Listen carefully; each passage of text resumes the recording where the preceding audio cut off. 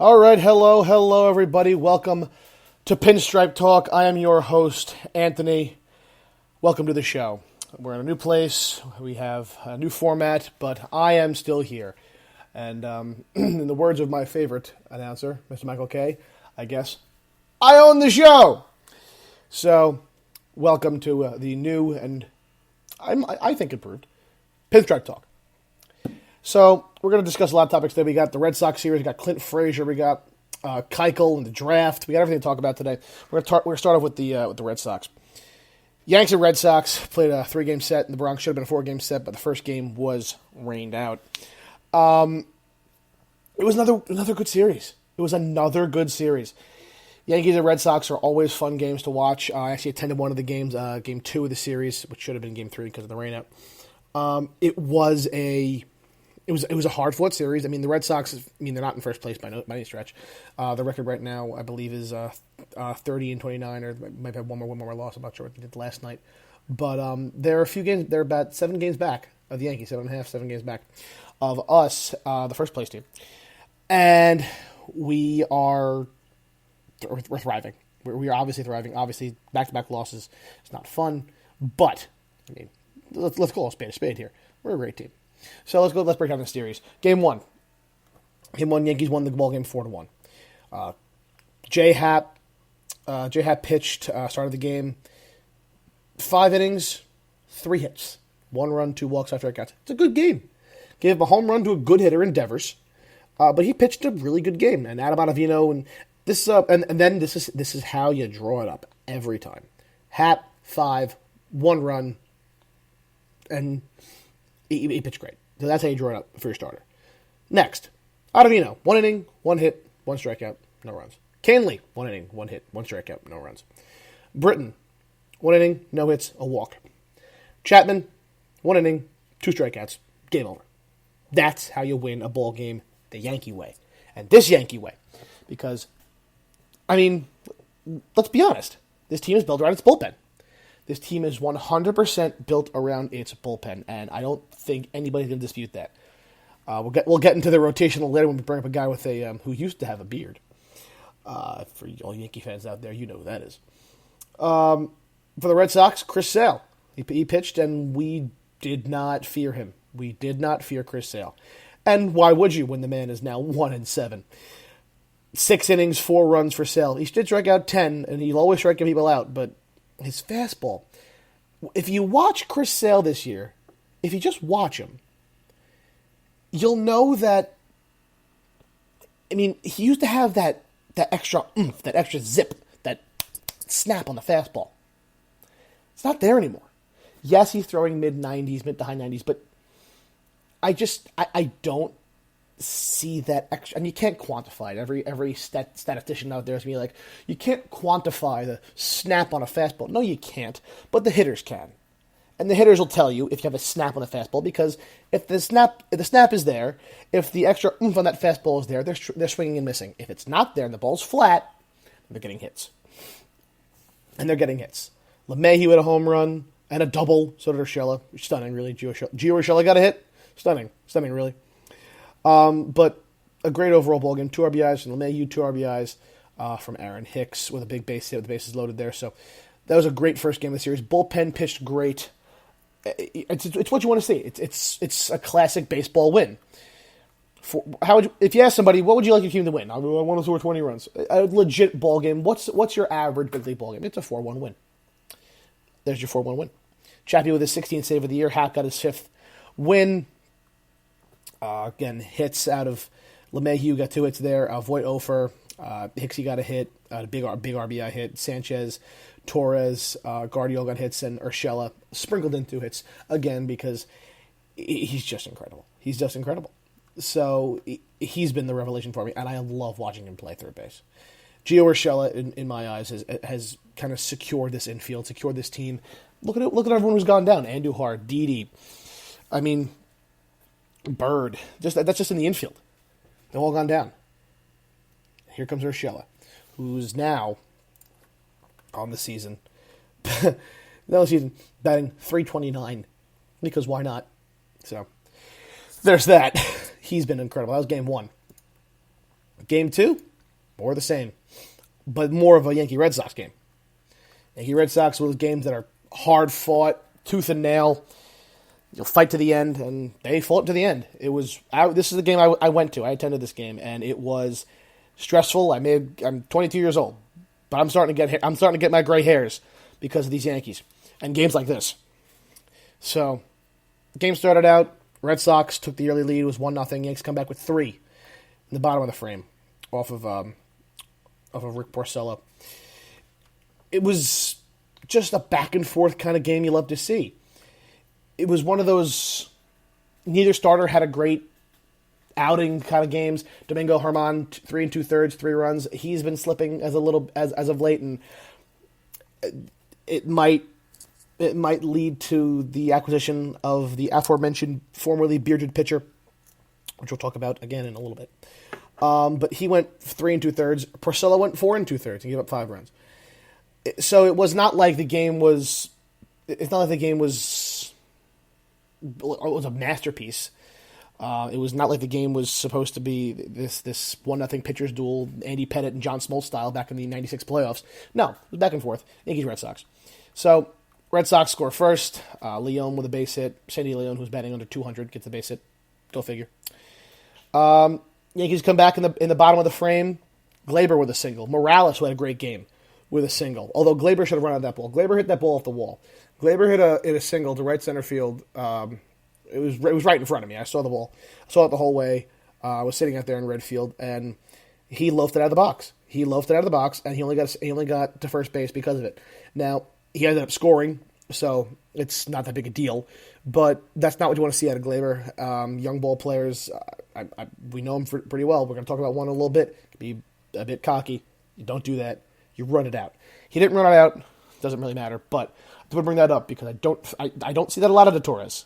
But I saw it then, and I didn't like it. So I'll bring that up. But he ended up singling Morales, who has a gripe. He singled off the wall, too. Morales is also working on 85-year-old knees.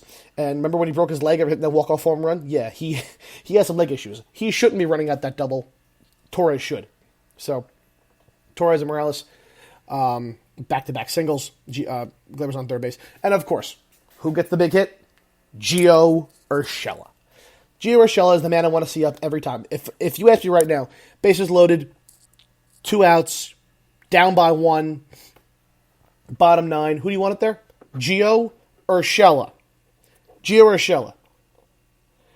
And I don't think anybody would disagree with me right now, except maybe the guy who got the other big hit in the game, DJ LeMahieu, who singled and scored 2. So that's what you want. You want those guys at the plate. Those guys have been the linchpin for this team's success. If I asked you in the middle of March, season's about to begin, who would be the spark plugs, the dynamic ball players that would lead to this Yankee team being in first place? First of all, DJ LeMahieu was supposed to be a backup and not even starting. And Gio Urshela wasn't uttered by a Yankee fan's mouth probably until he got called up. Who is Gio Urshela? Well, he was an Indian for a few years, and he was a Blue Jay for last year. He's got it for cash. Yeah, I know. I know this because I'm insane. I know this because I have nothing else to do with my life than know everything that's going on in the world of the Yankees because I have nothing else to do with my life. But I love this kind of stuff, so yeah, it's fine. But I knew who Urshela was. I never knew he could hit this well. I don't even think Urshela knew he could hit this well. But I digress. You ask any Yankee fan, who would have been the guy?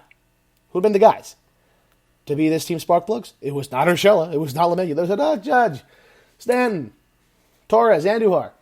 Well, Torres is playing well. He's not the guy that's the linchpin. It's Urshela. It's LeMahieu. They're both going to the All-Star game. Mark my words. So they scored those 2 runs, made it a 3-1 lead at that point. Then Germán. Germán comes back out, and Germán has been not the guy he's been previously. And I think that's due to fatigue. Everyone didn't have bad outing. He was 9-1 at that point. And so Bogarts homers and gives up another base hit to Leon. And they pull him, which I think was smart. They pulled Germán, the guy who was 9-1, who was 9-1, was still 9-1. They pulled Herman after 3 2/3 innings. 3 2/3. Think about that. The guy who's 9-1, who's been your ace for that Severino, they pulled him. They weren't afraid to. 2 reasons. One, they have a great bullpen. And 2, I gotta commend Boone. I like Aaron Boone. I'm a big fan of Aaron Boone. Now, has he made moves that have maybe scratched my head? Yes, he has. He's not a perfect manager. He's not Tony La Russa. He's not Tommy Lasorda. He's not Walter Alston. But he's a good manager. He takes out a guy. He does the opposite of the Grady Little. Grady Little, I think most of you know, Grady Little was a manager of the 03 Red Sox who didn't pull Pedro Martinez in time, and Jorge Posada ended up getting a big hit in the playoff game. They ended up winning that game, thanks to Aaron Boone, actually. So it's the whole, you pull one batter too early before you take him out, instead of taking him out, one batter too late. Because if he gives up a home run there, then it's too late. So I commend Boone for that. I commend Boone taking out 3 2/3. It's fine. You bring in Chad Green. Chad Green throws one pitch to Benintendi, gets out of it. So there's that. And then it's a 3-3 game for a while, 3-3 game. And then, now I'm going to toot my own horn here a little bit. I don't like talking about myself too much because I'm not interested in the Yankees are. I'm sitting in right field and I lean over to my dad who's sitting next to me and I go, "Hey, Sanchez is going to homer here." I told him a 1-2 count, but I was wrong there, but whatever. Lo and behold, there goes Gary. Fly ball to deep right field, gone. 2-run home run, Gary Sanchez. Gary Sanchez has been probably this team's best overall player as far as defense. I mean, you can make the argument, but he's been phenomenal. I think he still leads the American League in home runs, 18. He's baseball's best catcher, and I've been saying that, and I will continue to say that because it's the God's honest truth. He's baseball's best catcher. Name me a catcher who's better. Name me one. Name me a catcher who's better. You will not find a catcher in baseball better than Gary Sanchez. Oh, JT Realmuto. JT Realmuto is a very good catcher. JT Realmuto is a very good catcher. I am not disputing the fact that JT Realmuto is a phenomenal catcher. Realmuto will bat probably 290. Probably hit 25 home runs. Maybe. It's a lot for Realmuto. Driving 80 runs. Maybe. Played great defense. Gary will probably bat about 275, 280. Hit 35 bombs. Driving almost 100. Has the best arm I've ever seen as a catcher. And I mean, I've seen Yadier Molina. I'm not a Cardinals fan. I mean, I'm not a Cardinals fan. I'm a baseball fan. I've seen the Cardinals play. I know Yadi's arm. Right now, Gary's got a better arm.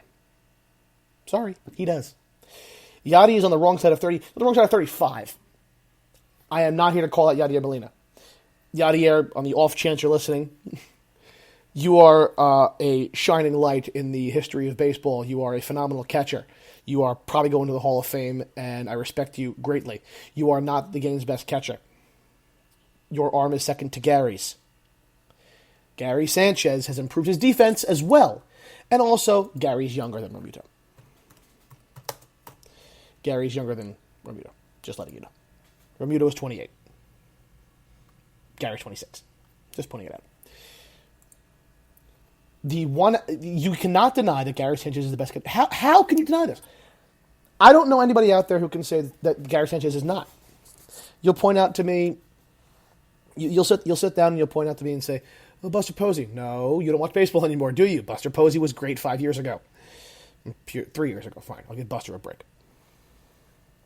Yadier Molina was the best catcher in baseball 5, 7 years ago. Maybe. Realmuto was the best catcher in baseball last year. Yes, he was the best catcher in baseball last year because Gary was hurt all season and he batted 180. So that's why JT Realmuto was the best catcher in baseball last season, but not anymore. I've been saying this for a while. Gary Sanchez has all the tools you need to be a phenomenal ball player.